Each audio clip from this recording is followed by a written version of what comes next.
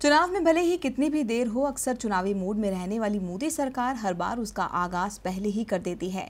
लेकिन इस बार ये मौका कांग्रेस ने छीन लिया है, क्योंकि अभी तक पीएम मोदी मुद्दों में ही घिरे हुए हैं और कांग्रेस ने उन मुद्दों को हथियार बनाकर 2019 का बिगुल बचा दिया है। 2019 से पहले ही कांग्रेस अध्यक्ष राहुल गांधी ने राष्ट्रीय अधिवेशन, संविधान बचाओ अभियान और अब जन आक्रोश रैली कर मोदी सरकार के खिलाफ जमकर हुंकार भरी। बेटी बचाओ, बेटी पढ़ाओ। हिंदुस्तान के इतिहास में पहली बार,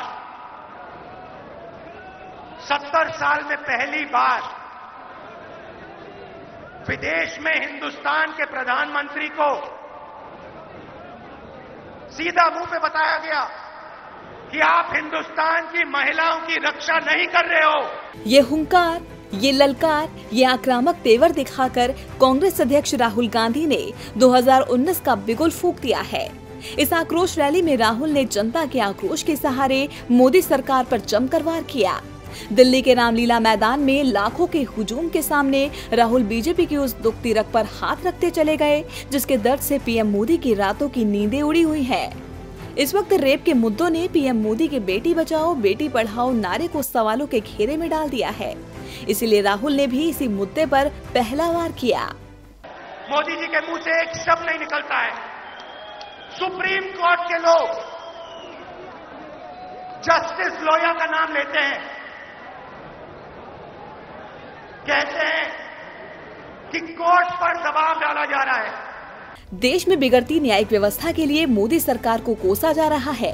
राहुल भी सवालों के तीर छोड़ चुके हैं, लेकिन आज एक बार फिर शब्द बाढ़ छोड़कर राहुल ने मोदी सरकार के घाव को हरा कर दिया। मनमोहन सिंह जी की सरकार ने राफेल हवाई जहाज 700 करोड़ रुपए प्रति हवाई जहाज खरीदा। हिंदुस्तान एरोनॉटिकल लिमिटेड को कॉन्ट्रैक्ट दिया गया था। मोदी जी फ्रांस जाते हैं, पेरिस जाते हैं, कॉन्ट्रैक्ट को बदल देते हैं बिना किसी को पूछे। रक्षा मंत्री को मालूम नहीं होता है। कॉन्ट्रैक्ट बदलते हैं, कहते हैं दाम सही नहीं था। सारे मुद्दे एक तरफ, बैंक घोटाला और राफेल घोटाला का मुद्दा एक तरफ। मंच चाहे कोई भी हो, राहुल नीरव मोदी और राफेल डील के बहाने मोदी सरकार को कोसने का कोई मौका नहीं छोड़ते हैं। नीरव मोदी 30,000 करोड़ रुपए आपका पैसा उठा के ले जाता है, आपको लाइन में खड़ा करते हैं, आपसे कहते हैं काले धन के खिलाफ लड़ाई है। 500 रुपए, 1000 रुपए का नोट रद्दी कर रहा हूं, काले धन के खिलाफ हम लड़ाई लड़ रहे हैं। हिंदुस्तान की पूरी जनता खड़ी हो जाती है लाइन में, जेब में से पैसा निकालकर बैंक में डालती है।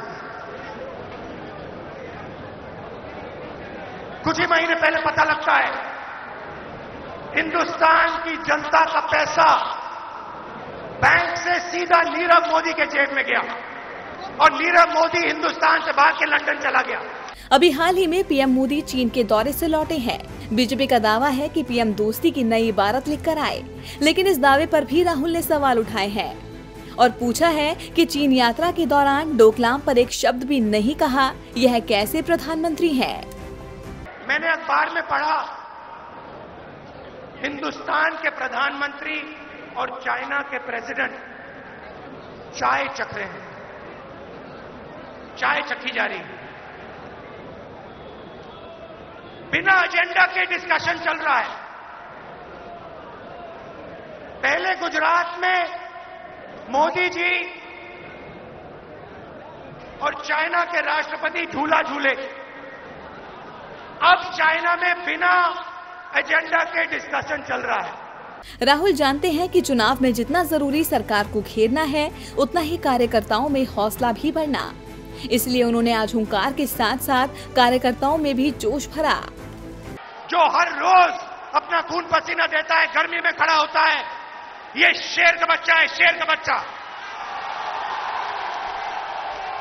और ये सत्य का सिपाही है।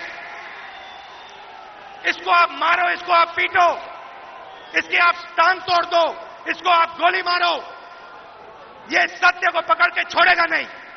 जज लोया मौत का मामला, भ्रष्टाचार, बैंक घोटाला, रेप कांड, चीन दौरा। ऐसा कोई मुद्दा नहीं बचा जिस पर कांग्रेस अध्यक्ष ने हुंकार ना भरी हो। हर मुद्दे पर मोदी सरकार को ललकार कर राहुल ने आज दिखा दिया कि 2019 का मुकाबला जबरदस्त होने वाला है, क्योंकि अब कांग्रेस भी कमर कसने में पीछे नहीं है। डीबी लाइव की रिपोर्ट।